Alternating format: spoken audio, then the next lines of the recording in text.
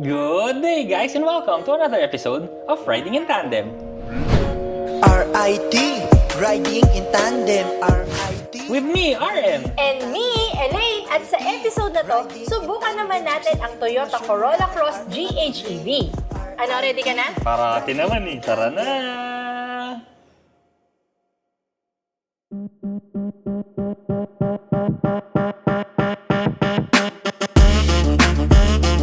Ang makina nito ay 1.8-liter hybrid 4-cylinder inline 16-valve double overhead cam, chain drive with VVTi gasoline engine. May total system maximum output ito na 122 PS at may maximum torque naman na 142 Nm at 3,600 RPM. Ang transmission nito ay CVT.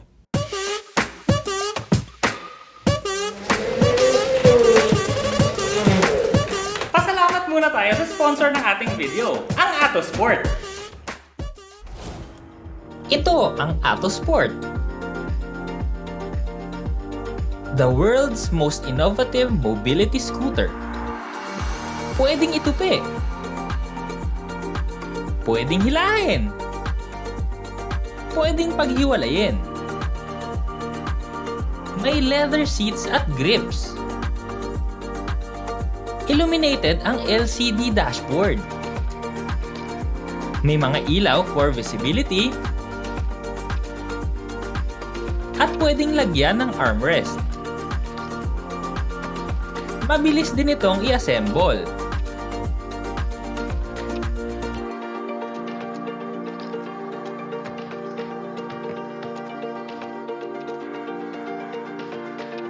May maximum speed na 10 km/h. Shock absorbing at flat free ang gulong. Mataas ang ground clearance. Naka-disc brakes. Pwede rin itong dalhin for land, sea, and air travel.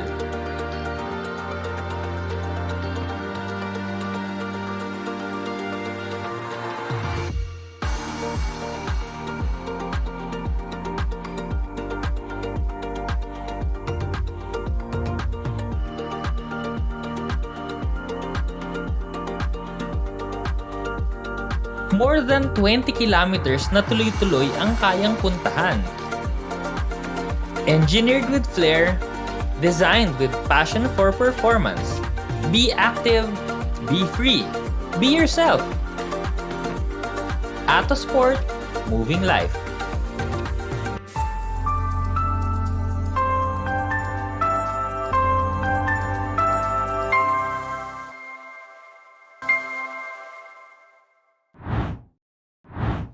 Ang daming naglalabasang sasakyan ngayon, di ba? EV, hybrid, sobrang dami. Pero kung gusto mo ng Japanese, eto! Ganda rin ang presyo. Sa unahan, modern pero balanse yung design. Hindi siya kasing aggressive katulad ng sportier models ng Toyota. Naka-projector LED headlights to, pati na rin yung daytime running lights at saka yung fog lights. Horizontal mesh grille yung design at black cladding naman yung bumper. May blue accent din yung emblem kasi nga hybrid to. Typical crossover ang shape sa sides. Power adjust, power folding ang side mirrors with turn signal lights. Body color ang door handles at meron din tong matte body moldings. Naka-alloy mugs na rin to at ang size ng gulong 215/60R17. Ang ground clearance naman ay 161mm. Sa likod, practical yung design na may modern styling. Upright yung tailgate para mas ma-maximize yung cargo space sa loob. Slim naman yung LED taillights na nakayakap dito sa gilid ng kotse.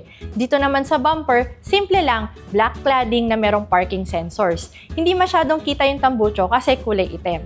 Meron din tong shark's fin antenna, spoiler, third brake light, defogger, wiper at reverse camera. Pagpasok mo naman dito sa loob, no, simple, practical, and durable naman siya. So, may mga buttons kasi dito na mga pwede mong pindutin, madaling intindihin, wala masyadong komplikado. Yung design din niya, no, simple, pero alam mo yun, pang durable nga, tsaka may mga konting soft touch materials din. Simple, pang matagalan. Diyan naman talaga maaasahan yung Toyota. Ang manibela nito, naka-leather wrap na siya. Analog yung speedometer niya. Hindi kasi gauge yung nandito, no? Hindi siya tachometer. So, ang nakalagay lang yung charge, eco, tsaka power. Tansyahan na lang siya. Basta pagka nasa eco ka, matipid ka. Pagka nandun ka sa power, malakas ka sa gas. Tapos pag charge, ibig sabihin, nag-charge naman yung battery mo. So, mas hahaba yung range ng battery. Sa right side naman, meron din siyang TFT na screen, no? So, pwede mong palit-palitan yung information. So, ngayon, ang nakalagay dito, yung average kilometer reading natin. So, ang nakalagay dito ngayon, 18.3. Pero, nung ako kasi yung gumamit talaga nito na, yung driving ko na saktuhan lang, hindi ako masyadong humahataw. Nakaano na kasi kami dito 21 to 22 kilometers per liter. Tapos ang maganda pa dito, no, ito yung bumiyahe kasi kami from Silang papunta ng General Trias, so lahat yung downhill. So ang lumabas dito, no, nung in-off ko yung makina, may lumalabas kasi dyan kung ilang kilometers per liter kayo. Ang lumabas 59 kilometers per liter. Pero syempre dinaya yun kasi nga Silang mataas yun, General Trias pababa. So puro regenerative braking lang tayo. Tapos konting uphill lang, tas medyo may konting flats din, pero talagang karamihan talaga ng ride na yun puro downhill. So yun lang yung daya doon. Kaya pero 'di ba, ang galing, 'di ba? 59 kilometers per liter, grabe. Yung infotainment screen naman, 10-inch siya. May Apple CarPlay, Android Auto na wireless. May kasama rin tong wireless charger nandito sa ilalim ng controls ng aircon. Yung shifter nito, simple lang. Yung park, reverse, neutral, drive. And meron din siyang drive mode sa pindutan doon sa may bandang ibabaw, traction control, at saka yung EV mode. So hindi mo na siya kailangang hanapin. May easy access na pindutan ka na doon. Naka-auto hold din to, at saka yung para sa parking brake, electronic parking brake. May dalawang cup holders, may isang armrest dito na meron ding lalagyan. Pwede mong lagyan ng mga wallet o kaya cellphone. Ang napansin ko dito, no, dahil nga yung dashboard, parang isang linya siya na ganyan, pero malayo. Maluwag yung feeling dito sa loob ng cabin. Bago natin ituloy, no, so ito yung entry level. So Yes. ito yung pinaka-affordable sa lineup ng Corolla Cross Hybrid. Pero meron din to ng mga basic kasi na yung sa panahon ba ngayon, yun yung mga kailangan. So gaya ng Android Auto, Apple CarPlay, so meron na dito. Meron din tong reverse camera. So yan naman yung kumbaga dati kasi doon unang panahon ng 80s. Noong panahon natin diba, dati kasi mga bintana kasi 'di ba ganyan. Oh, 'di ba? Tapos naging standard na ano na siya, power windows na. So yun na yung parang ngayon na standard. Pero sa mga standard na yun, at least dito sa entry level, meron na rin siya. Pati yung mga side mirrors, power adjust na yung mga yan. Oo. Nagustuhan ko rin dito, no, yung ibabaw kasi nito, black talaga lahat, all throughout black. Gusto ko kasi yan kasi parang yung tingin mo, isahan talaga, yung parang mas nakaka-relax pag black lahat. Tsaka spacious talaga eh. So kung 5 kayong sasakay dito, carry niya dito. Tapos yung cargo space din niya napakalaki. Tapos 60-40 folding pa yung second row. Kung space, basta hanggang 5 lang kayo, okay kayo dito. Doon sa second row, no, isa sa mga paborito ko doon, yung mga cup holder kasi nga, nandun sa mismong tabi ng pintuan, natig-isa kayo. So sa akin, magandang use of space yun. Dito lang yung drinks mo. Ang dali lang. So dapat standard na yan eh. Di ba? Sa Velos, meron din yan. Pero sana lahat ng brands magkaroon ng ganyan. Napakahirap nitong sasakyan na to. Napakahirap ubusin ng gasolina. Correct! Kasi yung makina nito, 1.8 hybrid. Pero yung gasolina mo, yung tangke mo, 36 liters lang. Ang liit ng tangke mo. Pero ang hirap ubusin. So yun yung maganda dito. Kasi compared nga sa mga regular na internal combustion engine, kasi na pagkaganyang kalaki, baka mga below 10 kilometers per liter ka pag city. Pero dito kasi, imagine niyo 18, 20, 21, 22 pa kaya niya. So parang ang hirap ububos ng gasolina, pero yun yung very good. So ito pa, maraming mga Pilipino na gusto na talagang mag-shift ng electric. Pero ang problema kasi, 'di ba, yung iba nasa condo, wala naman silang charger, wala rin silang charger kahit sa malapit sa kanilang mall. Range anxiety. May range anxiety sila. So ang kinaganda nito, hybrid kasi to. Hindi to plug-in hybrid ha. So itong hybrid na to, magagas ka lang ng magagas. Tapos yung kuryente, kusa na rin siyang magcha-charge. Yung kung ano yung kailangan niyang kuryente, doon na lang din niya sa gasoline engine kukuhanin. So, hindi mo na kailangan maghanap ng charger, pero ang tipid-tipid mo pa rin sa gasolina. So, yung gas hindi mo pa alam kung paano mo mauubos. Oo. Pero very good yan, kaya pang daily mo to maganda. Yung suspension naman nito, no, komportable, very good. Pero syempre, hindi siya yung mga hindi siya tatapat sa mga RAV4. Oo. Naka-torsion beam kasi to. Pero kung tatanungin mo ko kung kaya ko tong long distance pang araw-araw, oo, very good. Napaka-komportable. Yung mga aircon din ito, walang problema. Yung mga upuan, malambot, naka-dual climate control ka pa. So, meron din tong mga drive modes, no? Meron siyang eco, meron siyang yung regular, tsaka meron siya ng power. Sa tatlong to kasi, syempre, mas mabilis yung normal kaysa sa eco, tapos mas mabilis din yung power doon sa normal. Pero habang ginagamit ko kasi itong sasakyan na to, no, ang paborito ko talaga yung eco kasi hindi hirap yung makina. Hindi naman sa hirap kasi yung makina niya, tahimik siya. Mas gusto ko kasi dito yung, syempre pagpapang araw-araw, diba? Gusto ko yung komportable, tahimik, makaka-relax ka sa loob. So yun yung paborito ko, yung eco. Kasi kumbaga kahit eco naman siya, pagka ginas mo naman, may hatak pa rin naman siya. Yun, diba? Medyo gumaganon yung ulo namin. Kasi may hatak pa rin naman siya. Pero syempre iba yung hatak pag nasa power mode ka. Pero dahil kaya ka nga bumili ng hybrid para makatipid ka ng gasolina, tapos As a ipapower practical mo. person. Diba? Mas talagang pinabagay sa kanya yung eco. Tahimik siya, komportable. Tsaka ang best part kasi dyan no? Toyota kasi to. Sigurado kayo wala kayong question dito kung tatagal ba yung sasakyan. Kasi nga, Toyota to. Matagal nang pinagkakatiwalaan ng mga Pilipino. Oo, tsaka reliability, resale value. Toyota Subok na. Subok na talaga ng time. So yun, yung power, hindi ka na problema. Actually, yung controls din ito, no, yung steering, perfect.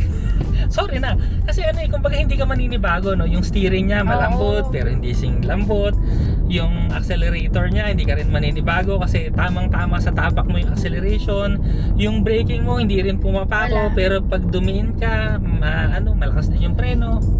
Actually, yan yung unang comment ko kasi ako talaga yung unang nag-drive. Ako yung unang gumamit ng sasakyan to. Sinubukan ko muna. Yan yung unang-una kong comment. Yung tipong hindi ka mag-a-adjust sa sasakyan na to, hindi ka maninibago, walang kahit anong ganon.